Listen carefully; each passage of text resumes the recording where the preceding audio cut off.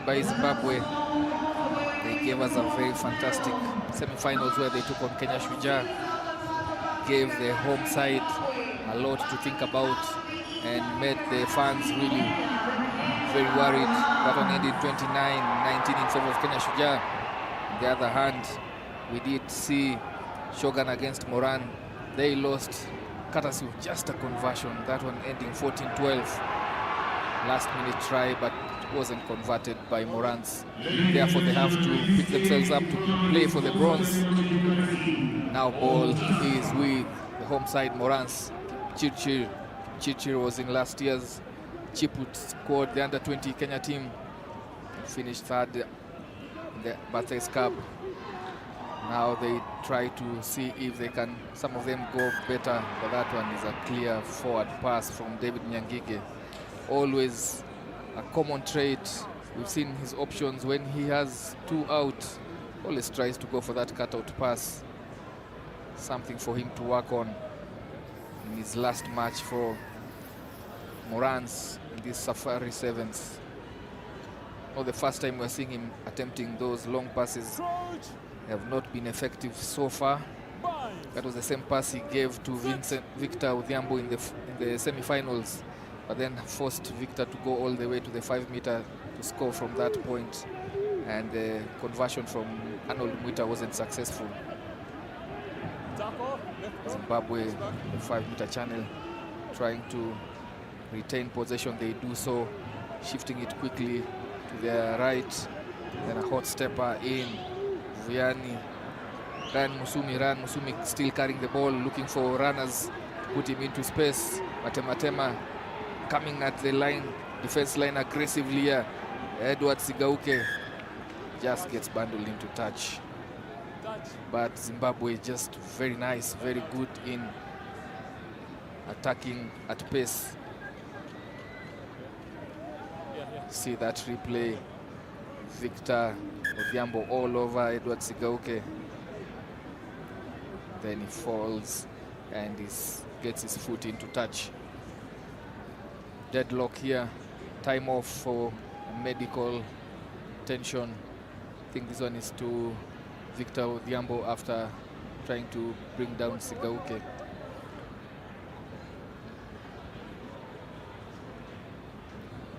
Morans just missed on the opportunity to get themselves into the finals. That would have been interesting to see.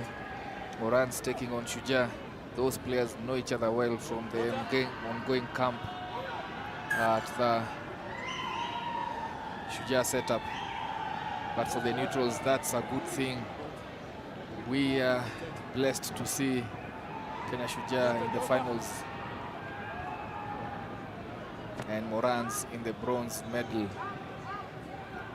Arnold Mwita coming into the squad for his second match. Shifts the ball out wide to Olukusi. Olukusi is a strong ball carrier, bumps off one defender there.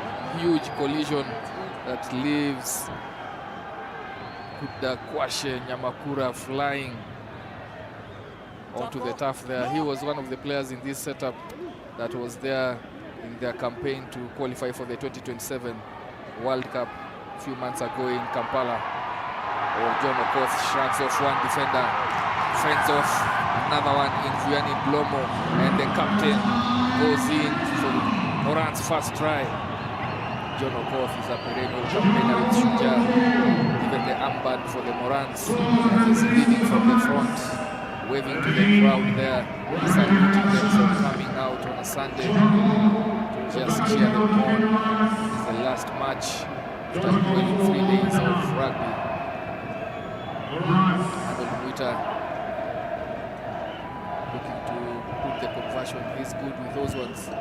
This one just doesn't have back and scores 5-0. Zimbabwe never rule them out by any means. They have firepower across the back line. As you see that, sizes up Carlos Matematema, who comes in and throws him away. And then Vianney Blomo gets a fend on his chest. It was 100 kilos from John Okoth, doing well. Good restart, recovered, and going all the way. The king of restarts for the Morans, Ryan Mutua. Very good on defensive and attacking restarts.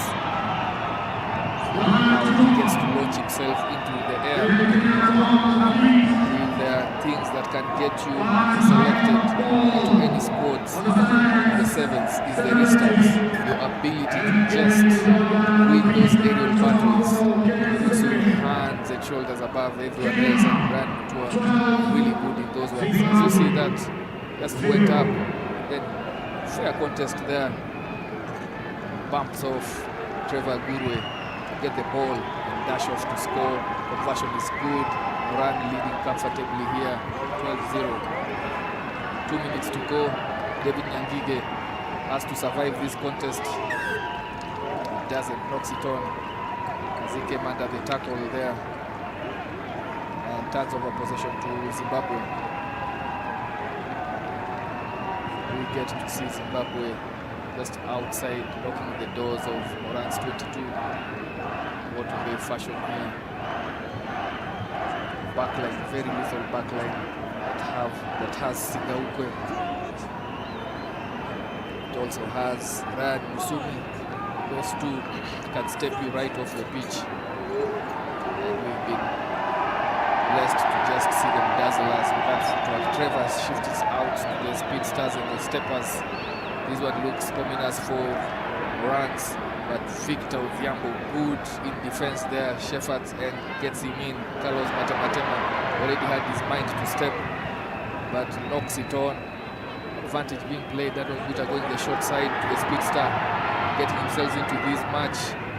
Arnold Mwita is the shortest and smallest of players there, but does well to survive that attempted jackal. John Okoth looking for players out. Nyangige shifts to Brian Mutua, who charges into the defense. Gets upended there by Kudakwashe Nyamakura, smarting from that earlier contest where he was thrown off. And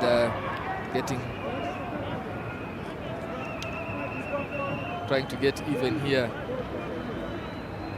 Look at that, tipping the player beyond the horizontal, but just barely survives because it was borderline. I've seen some huge collisions. Both sets of these forwards are quite huge. My estimates we could be looking at least 600 kilograms there, packed in those 6 bodies. Arnold gets a call to take it to the right, and David Nyangige kicks it out for the half-time break. This one, Moran in control, firmly in control, 12-0. That Zimbabwe have all to say about this one in the second half. But we know Zimbabwe are not out of this match yet. Powerhouse Zimbabwe, they do usually use their strength. By the way, for the record, for those who don't know, apparently in one of the Shona dialects, what Zimbabwe means house of stones. Expect some powerful response here from Zimbabwe. I really like how this player carries the ball to the defense line. Ryan Musumi, he takes the ball really up there to the line. As I speak of power, Nyangige there just feeling the outcome of the house of stone.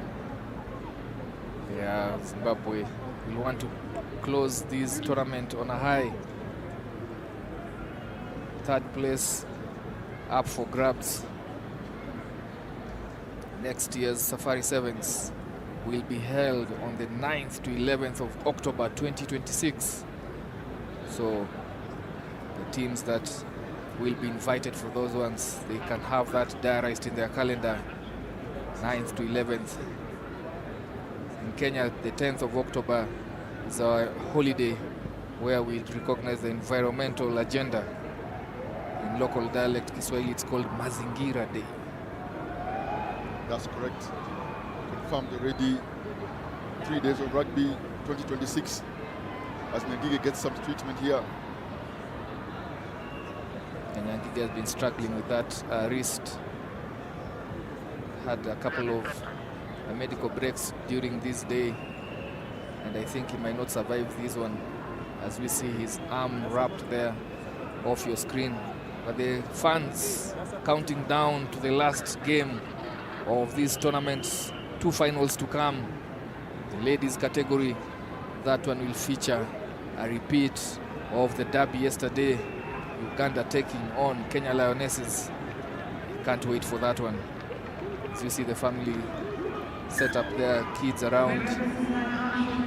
Nice way to wind down 3 days of rugby, Oscar. Fantastic with the holiday in between. And the crowd just building up here at the Nyayo National Stadium as Zimbabwe try to get something on the board here. Coming to the 50-meter channel, miscommunication there between Matema as he was cutting back in and his compatriot. That happens occasionally. It does with miscommunication, but also especially when you run across. Correct. But fair play to Lukusi, putting pressure with a thumping tackle, which then had to force the pass because there was defensive pressure coming from Morans. And that forced the player then to make the pass, which went out. So ball in Eugene Odhiambo's hands. I think the first time I'm seeing him in day 2 in this knockout day. Puts it in, Nyangige has gone out, so Eugene Odhiambo comes in. Arnold Muita still parks at the flyer position. Daniel Kipchirchir stepping 1, stepping 2, calling for his supporters to come in, and John Okoth cleans out that rack. That pass from Eugene Odhiambo just curtails and makes the Morans lose territory, but Olukusi steps back in. If he was able to offload, that would have been interesting to see, because that gap had opened up, and Mola going aggressively at the defense line offloads it. Another offload coming in on a short line. The captain himself, John Okoth, with his second try of this match. That's wonderful interplay there, keeping the ball alive by Kenya Morans. When they did this against the English, I think UK selects what worked for them. They're mixing it up here. The Kenya Morans, sometimes they use the racks. But like I said earlier, Zimbabwe are really powerful. They're also very well-organized team around the breakdown area, good in the collisions, and I think the Kenya Morans have made a decision to keep this ball alive, perhaps, and speed up the play against what seems to be slightly slower, if I can say that, if I have the right to say that, Zimbabwe. Yeah. And having said so, the try scorer, John Okoth, you were seeing him on the replay there, coming in on a short line, has exited well-earned break after putting Kenya comfortably ahead with 10 points from himself, and a successful conversion from Eugene Odhiambo, stretching their lead to 19-0 with 4 minutes to go. 4 minutes is a lot in a game of sevens, so Morans have to maintain their concentration in this match. Shifting out to the left, that sun in the eyes of Manyakara misses it, but still goes behind. Yes, I just watch the contrast in play here, because there's pick and drive, power. That's what Zim are good at. And then we should coming to the line here. Oh, Matema. Yes, but here we go. Oh yeah, he walked into the stiff arm of Olukusi and Clinton Amukwachi. And Arnold Muita just coming to support. Very comical scene there. Arnold Muita high fives his pack of forwards there. Carlos not happy with that treatment. Asking the assistant referee whether he could have been treated better by the Kenya defense. Those are the embarrassing moments for any player, when you feel like your teammates have abandoned you to your fate. And that's the thing here. I know Zimbabwe are a power play team, but I would argue, with all due respect to Matema, I don't think he's the strongest there. He's a really good stepper, Matema.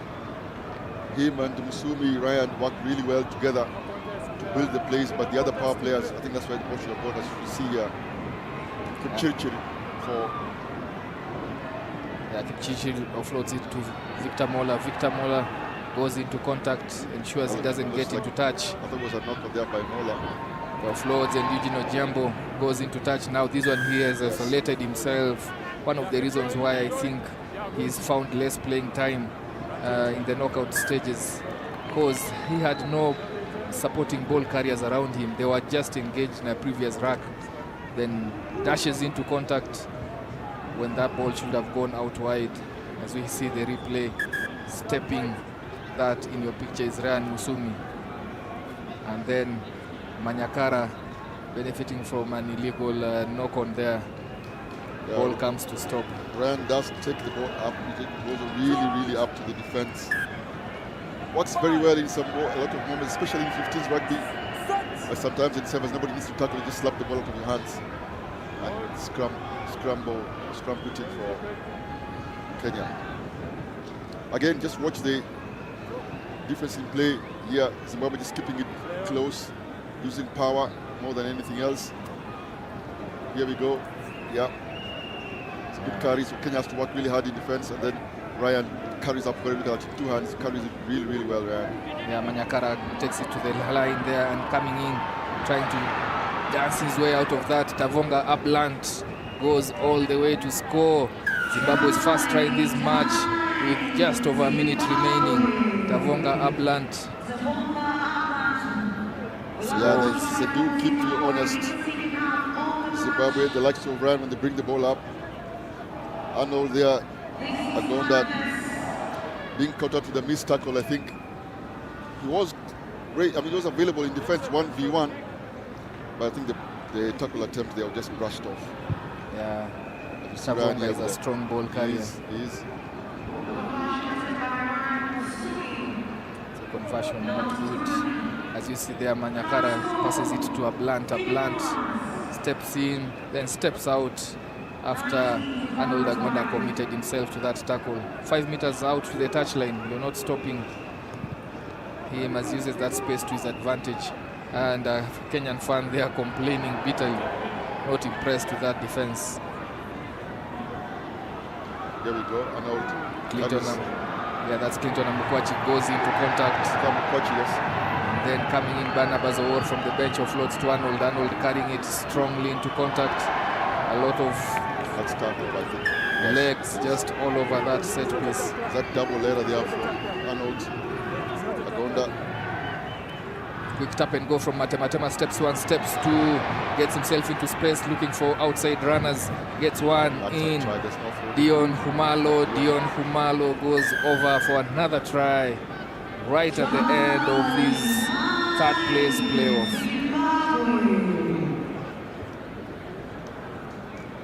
Finally, Zimbabwe coming good with 2 quick fire tries, but running out of time on the clock. They have run out of time, and what they've done there, they've used their strength into play there, both attack and defense. It's good carry there by Amukwachi. I thought they got the rack.